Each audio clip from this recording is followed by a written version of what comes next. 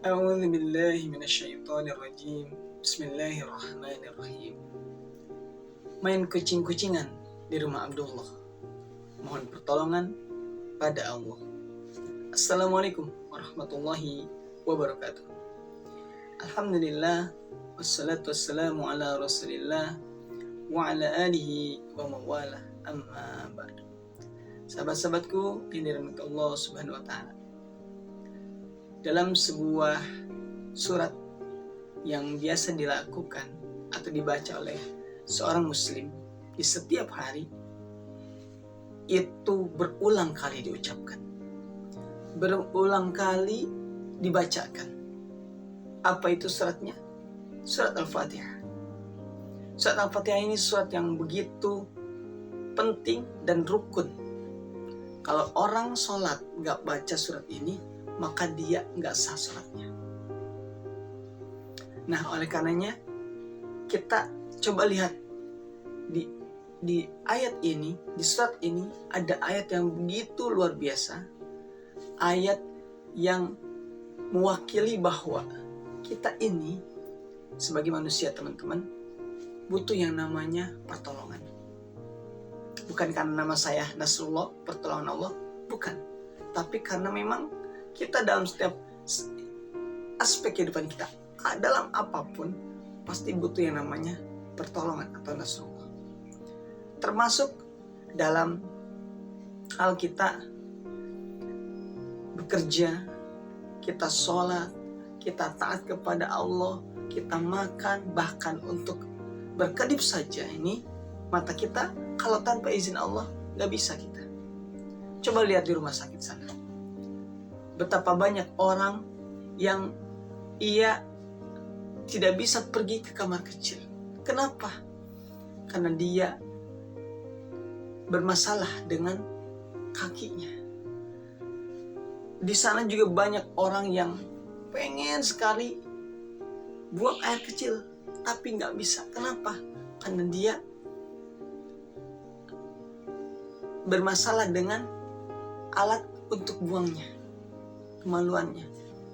Bahkan dulu waktu saya di Fatmawati, ada yang usianya masih SD, dia untuk bisa pipis aja, dia harus membuat selang supaya bisa pipis, teman.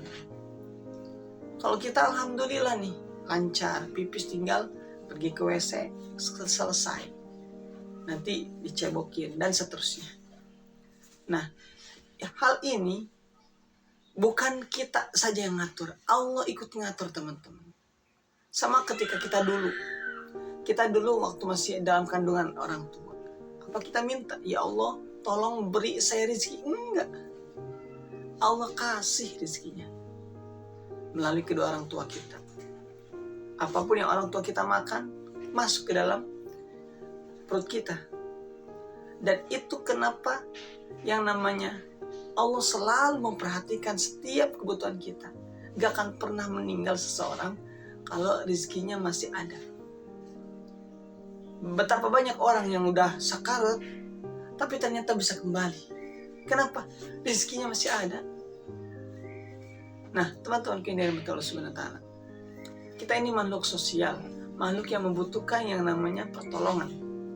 Pertolongan dari orang tua ketika kita kecil, pertolongan dari tetangga ketika kita sedang butuh urusan, pertolongan dari atasan ketika kita sedang bekerja, dan pertolongan dari teman-teman kita ketika sedang dalam berdiskusi dan seterusnya.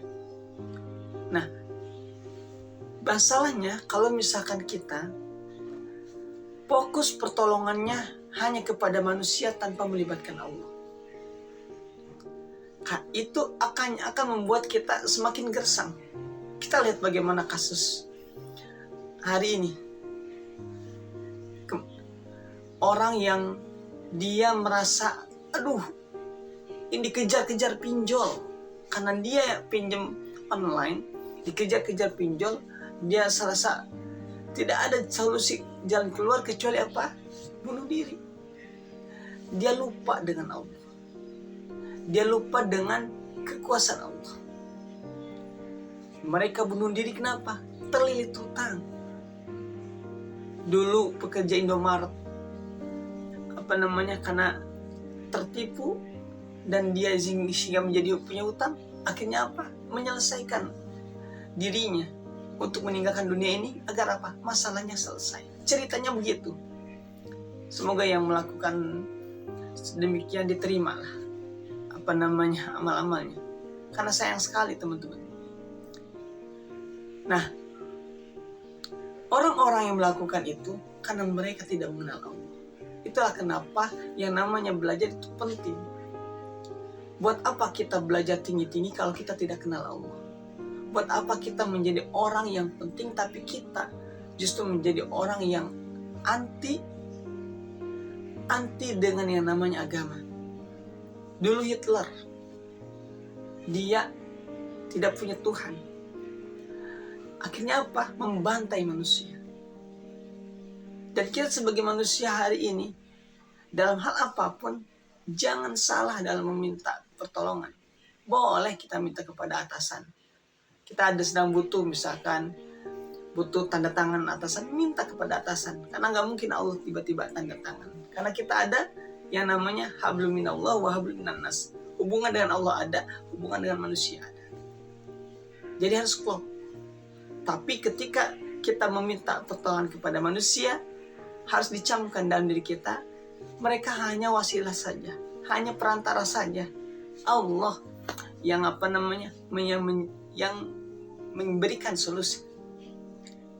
Kalau tadi ada orang yang bunuh diri, menghabiskan menyelesaikan dirinya karena pinjol, ada juga orang yang hari ini kita kenal Eka Prayoga. Dulu beliau juga sempat punya hutang sampai miliaran, tapi beliau yakin dengan yang namanya Allah. Hingga akhirnya sekarang kita kenal bagaimana beliau menjadi seorang entertainment, seorang